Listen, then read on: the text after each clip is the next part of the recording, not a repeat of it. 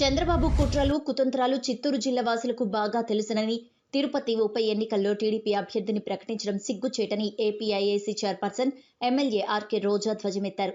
అసలు ఉందో ఊడిపోయిందో తెలియని జనసేన పార్టీ తిరుపతి ఉప ఎన్నికల్లో నిల్చుంటాం, సీటు కావాలని అడుగుతుంది అంటే విడ్డూరంగా ఉందన్నారు.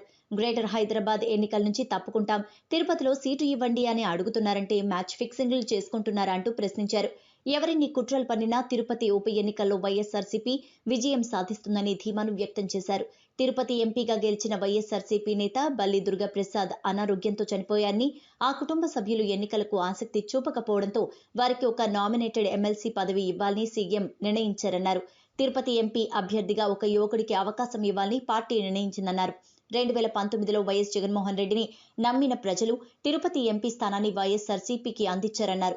సీఎం వైఎస్ జగన్ 17 నెలల తన పాలనలో దేశంలో ఏ ముఖ్యమంత్రి చేయని విధంగా అనేక సంక్షేమ పథకాలతో ప్రతి కుటుంబానికి అండగా నిలిచారని, ఉప ఎన్నికల్లో గతం కంటే ఎక్కువ మెజార్టీని ప్రజలు వైఎస్ఆర్సీపీకి అందిస్తారని ధీమాను వ్యక్తం చేశారు. చంద్రబాబు మాటలు నమ్మడం ప్రజలు ఎప్పుడో మానేశారన్నారు ఆర్కే రోజా. నీతి నిజాయితీ లేని వ్యక్తి చంద్రబాబు అని విమర్శించారు.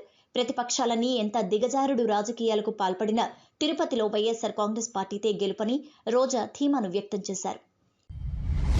నేను ఒకటే చెప్పగలను, ఎప్పుడు ఉప ఎన్నికలు వస్తాయా, ఎప్పుడు ఎన్నికల్లో నించుందామా, ఎప్పుడు అధికారాన్ని కైవసం చేసుకుందామా అన్న రాజకీయ లబ్ధి కోసమే ఈరోజు ప్రతిపక్ష పార్టీలన్నీ కూడా ఈ రాష్ట్రంలో ప్రయత్నం చేస్తున్నాయి అనేది స్పష్టంగా అర్థమవుతుంది.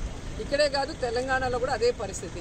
అంటే అక్కడ కేసీఆర్ గారు కానీ, ఇక్కడ జగన్మోహన్ రెడ్డి గారు గారిని ఎలాగైనా వాళ్ళని తొక్కేసి సీట్లు కైవసం చేసుకోవడానికి ఒక పారదర్శకమైన రాజకీయాలు చేయకుండా ఒక కుట్రపూరితమైన రాజకీయాలు, ఒక నీతిమాలిన రాజకీయాలు చేయాలన్న ప్రయత్నం ఈరోజు మనం కళ్ళారా చూస్తున్నాం. ఎందుకంటే పార్టీ పెట్టిన పవన్ కళ్యాణ్ గారు ఎన్నికలకు పోకుండా ఆ రోజు బీజేపీకి, తెలుగుదేశానికి ఎలా సపోర్ట్ చేశాడు, వాళ్ళని గెలిపించమని కోరుకున్నాడో మనం చూసాం. ఎవరైనా పార్టీ పెడితే తమ సిద్ధాంతాలతో ప్రజల్లోకి వెళ్ళాలి కానీ వేరే పార్టీలకు ఓట్లేయమన్న వాళ్ళు పార్టీ పెట్టడం ఎందుకండి? ఈరోజు మళ్ళీ చూస్తే గ్రేటర్ ఎన్నికల్లో మేము తప్పుకుంటున్నాం, ఎందుకంటే బీజేపీ గెలవాలి, కేసీఆర్ గెలవకూడదు అంటాడు. అసలు ప్రజలు నిర్ణయించుకోవాలి ఎవరు మనకి కావాలి, ఎవరు వస్తే మన సమస్యలు తీరుతాయని. ఈరోజు అక్కడ వదిలేసినందుకు తిరుపతిలో సీటు కావాలని ఢిల్లీలో పోయి కూర్చున్నాడు పవన్ కళ్యాణ్ అంటే ఒకసారి మనం అర్థం చేసుకోవాలి వీళ్ళ క్యారెక్టర్స్ ఏంటి, ప్రజల పట్ల వీళ్ళకున్న చిత్తశుద్ధి ఏంటి అని. అలాగే తెలంగాణలో బీజేపీకి కొంచెం పట్టు ఉందేమో కానీ ఆంధ్రాలో ఎప్పుడూ కూడా పట్టు లేదు. సో అన్ని పార్టీలు కలిసి సపోర్ట్ ఒకటిగా ఎన్నికలకు పోయినప్పుడు 2-3 సీట్లు వచ్చాయేమో కానీ ఇండివిజువల్గా నించున్నప్పుడు బీజేపీకి ఈ రాష్ట్రంలో ఎప్పుడు కూడా సీట్ వచ్చే పరిస్థితి లేదు. అండ్ ముఖ్యంగా తిరుపతిలో మీరు చూస్తే ఎంపీగా వైఎస్ఆర్సీపీ గెలిచిన వ్యక్తి మరణించడం వల్ల వచ్చిన ఎన్నిక ఇది.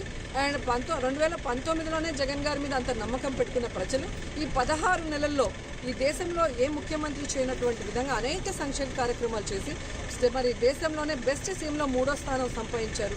ఈరోజు ప్రజలందరికీ కూడా డైరెక్ట్గా వారి అకౌంట్లో మరి ఈ కోవిడ్ సమయంలో కూడా ఆయన సపోర్టివ్గా ఆర్థికంగా కానీ సామాజికంగా కానీ అన్ని రకాలుగా కూడా ప్రజలకి అండగా ఉండటం ప్రజలందరూ గమనించారు. కాబట్టి ఘంటాపదంగా నేను చెప్పగలను, వైఎస్ఆర్సీపీ అభ్యర్థి ఈ తిరుపతి ఎంపీగా గెలవబోతున్నారు.